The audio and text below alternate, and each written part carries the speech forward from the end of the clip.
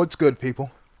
Welcome back to another episode of Jet Tries to Look Good for YouTube and give proper commentary that relates to said gameplay without going on a random tangent.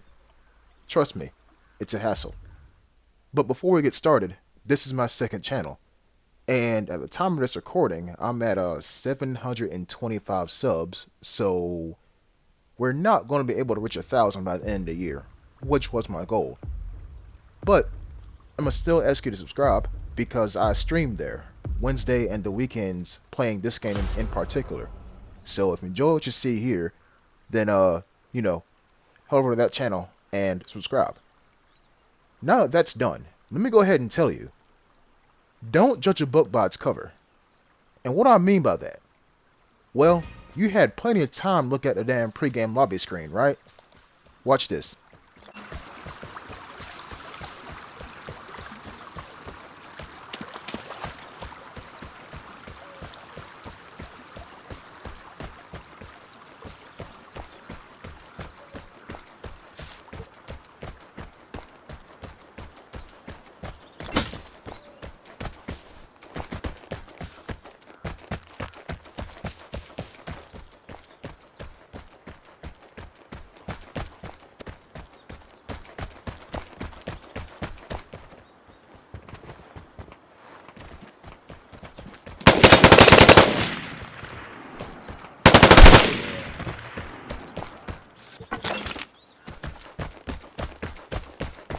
Let me ask you something. What identifies a try-hard player? Let's say top three things, right? What identifies a try-hard player? The weapons they have. And notice how I said weapons and not weapon. Their outfit. Or their title. Now I'm going to challenge you. Go back to the pregame lobby screen in this here video. And try to see if you find anybody with that or any of those three things. I'm going to go ahead and tell you. You don't see anybody. You don't. So even though this encounter, or the pregame lobby screen, it looked pretty docile. It looked pretty normal. Nothing too out of the ordinary. That was a first, and I mean the first, minute and a half of me in the encounter, and I'm already getting ported. People, let me tell you something. Spawn points do not change in the game. They don't. If you spawn there in one match, someone else is going to spawn there the next match. Unless the player count in the lobby goes down, then you might get put in between your spawn and the spawn that you were at last. But nothing's going to change. If you spawn on the south of Descent here, and someone is more to your west, and you rush them and you die, come back to the same match or same map, spawn in the same spot, guess what? Someone else is still going to be in the same area that you found them in the previous match. Don't use your ports at the start of the match, because all that's doing is telling an experienced player, I'm getting hunted.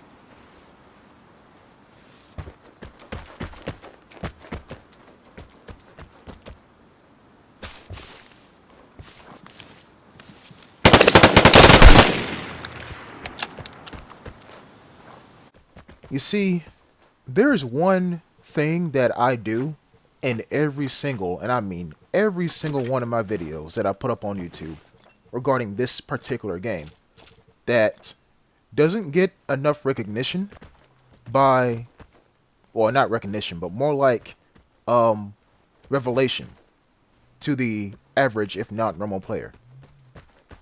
Headphones. Over the ear headphones. My dear people, when I went on one knee beside that tree, I thought I heard somebody. And I was not going to give up being in caution mode until I found out what the source of that sound was. You see, it's real hard to hide footsteps. Real hard. Especially when you come into the match with an AUR-A1, a shit ton of ammunition, some consumables, and you barely looted.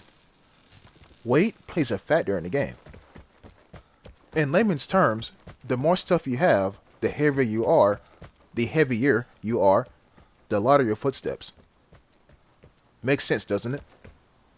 So, whenever you are walking and or running, I say and, more like whenever you're walking, crouch walking, or running, your footsteps are going to give you away, no matter how light or how heavy you are. It is what it is, right? So why do you think sweats carry around caffeine pills and stim charges? They're heavy, right? But as soon as they port you, they need to forget that heaviness, pop a caffeine pill and a stim charge and rush you down while you're still in the stunned, mentally, state that you got ported. They're going to rush you down. But they can't do it without the stim charge and caffeine because they bought so much shit out. They are slow as a turtle. I've seen one person take out two MG3s on a station. 2. And fucker actually died to a airdrop that I made radiated. True story. It's on one of my streams. So, all I'm gonna say is, buy some damn headphones. They may actually save your life virtually. What? What did I say? Virtually. Not whatever the hell I said previously. Okay, so listen. You seen someone hit the detector, right? And what happened immediately afterwards? Someone decides to open the container. Now look, y'all might think I'm a genius. Y'all might think, God damn, how does this guy predict literally everything that happens in a match? I'm gonna give you the secret. It's called empathy. So, if you done, matter of fact, yeah, I'm gonna say that I'm gonna say this. I'm gonna try to be really, really simple about it.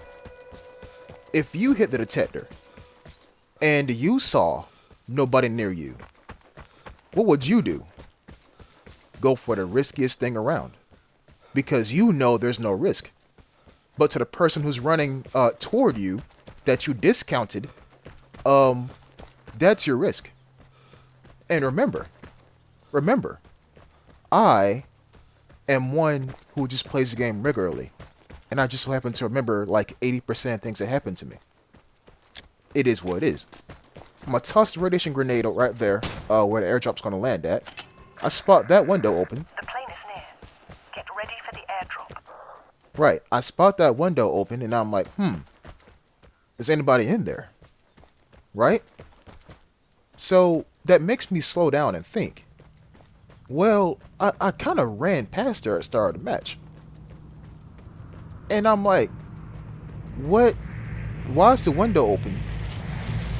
If dude hit the detector and going for the container immediately. If I hit the detector and I seen somebody in that house, I would attempt to find a guy in the house if I was the guy who hit the detector, right? That's what I'm thinking. So that's why I'm kind of going back here, because I'm expecting the guy who hit the detector and the damn container at the same time. Well, not same time, but I'm guessing that's what he did next. I'm expecting him to try to come over here and flush out the guy that's in this house to my left. The big red house, right?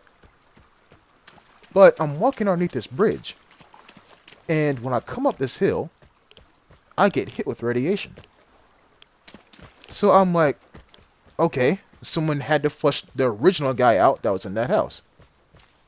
No one's in there, because who would stay in radiation unless you're a new player and don't know what the fuck going on in this game? This is a lot of information to take in. It is. So I take a chill pill behind this rock and I'm thinking to myself, damn, what's my next move? Check the map and I realize, yes, the airdrop is pretty much where I put my radiation grenade because that's what I planned. But the container is up there. The detector is also near the container. Again, that makes sense because if you hit the detector and you saw no one near you, you'll go for the container yourself. Wouldn't you? But what I did not expect is for my eyes to be tested to the utmost degree. When I say that, I mean this.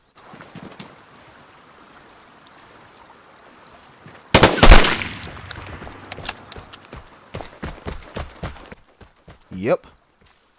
Now, how much do you want to bet? How much do you want to bet that this guy hit the detector and then a container? As a matter of fact, what do you guess as to what he has on him? You saw the glint, so you know it's going to be a scoped weapon. You know it is. I'm going to hide in this outhouse to ensure that I don't get shot from the hedgerows above me. An MG3 and an M21. Two weapons that take the same type of ammunition. Now, I know I said at the start of the video that this lobby looked docile. And I also said that, you can tell who's a tryhard by what they carry. This, or that guy rather, tryhard. I'm going to go ahead and I'm going to say it. Because, number one, you have two weapons that take the same ammunition. I don't do that. Once you fire off ammunition for one, you're taking away from the other. I don't even take out two weapons to start with. That's the first thing. Second thing, the MG3 is probably the most deadliest light machine gun in the game. I say light. Heavy light machine gun in the game. Why the fuck do you need a sniper rifle? Why? You can just laser them with an MG3 while going prone, and then that's it. Right? But we're not done yet. I'm actually going to use a port. And, as it turns out, I'm completely alone. It is what it is. But we're not done, even still. Because you see me walking to this very obvious exit, right? And now I'm like, damn, an alarm trap. Huh. I wonder who put that down. I guess I'll walk this way. You know what I'm saying? There can't be too many other alarm traps around here. Right? Oh. A second one. And a third one. Fuck it, bro. We ball. We're running. Surely there can't be a fourth one. Surely. Okay, there isn't. So, I'm bringing this to y'all attention because there had to be some shit going on down here. I spawned down here and nothing happened. So, this must mean that when I was up there getting shit done across the map, some shit had to happen down here. And, that might not be of immediate use to you now, but later on in a match, you can figure out that, maybe this spot might be a hot spot for the next time I come onto the map. And like I said, that's how I play the game. I remember about 80% of the things that happened to me. And I said this in a stream or 2 or 6. I can tell you the first time I got killed, but I can't tell you the first time I actually got a kill. Simple as that. Now, one more thing before this video ends. To those of you who keep asking me about my controller settings, people, go on my channel and type in the word settings.